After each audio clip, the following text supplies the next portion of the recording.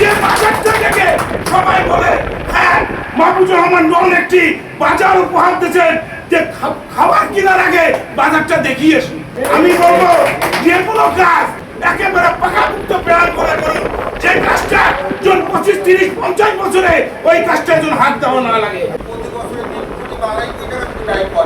এই বাজার একদিন ভবিষ্যতে একটা মাস্টার প্ল্যান যদি তৈরি করে, যেমন আমার ছোট ভাই শিপন বলে গেছে যে অদূর ভবিষ্যতে চিন্তা করে এই মার্কেটটা করতে হয়। সব ডন সাহেবকে আমি অনুরোধ করবো, প্রথমে মাংস কর্মীটাকে আপনারা পর্যায় করবে, একবারে তো করতে পারবেন না, মাংস কর্মীটাকে আপনার হাত দেন, মাংস সুন্দরভাবে একটা পরিকল্পনা তৈরি করেন। আমরা যুগ যুগ ধরে রংপুর বিভাগ, বৃহত্তর রংপুরবাসী আমরা অবহেলিত। আমাদের উন্নয়নের কিঞ্চিত মাত্র আমরা উন্নয়ন পাইনি।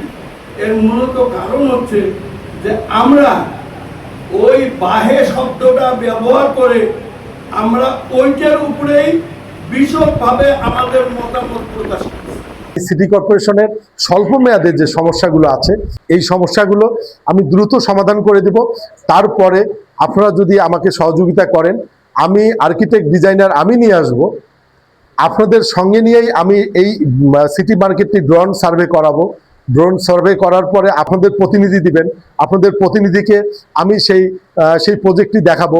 তারা অ্যাকসেপ্ট করলে এটাকে আমি পাস করানোর ব্যবস্থা করব।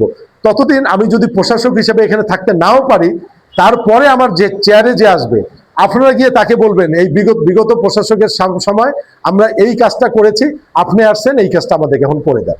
যেটাই ভাবেন সেটি যেন টেকসই হয়, এখন থেকে 50 বছর বা 100 বছর পরেও যেন এখান থেকে মানুষ যেন উপকার পায়। আমাদের একটি ঐক্যবদ্ধ, টেকসই এবং রংপুরকে এগিয়ে নেওয়ার জন্য একটি ঐক্যবদ্ধ একটি প্ল্যাটফর্ম। এই ঐক্যবদ্ধ প্ল্যাটফর্ম যদি না থাকে তাহলে আমরা কিন্তু কিছুই পারবো না। সিটি বাজারের যেগুলো ডেভেলপমেন্ট স্বল্প মেয়াদে করা দরকার এগুলো আমি করে দেব।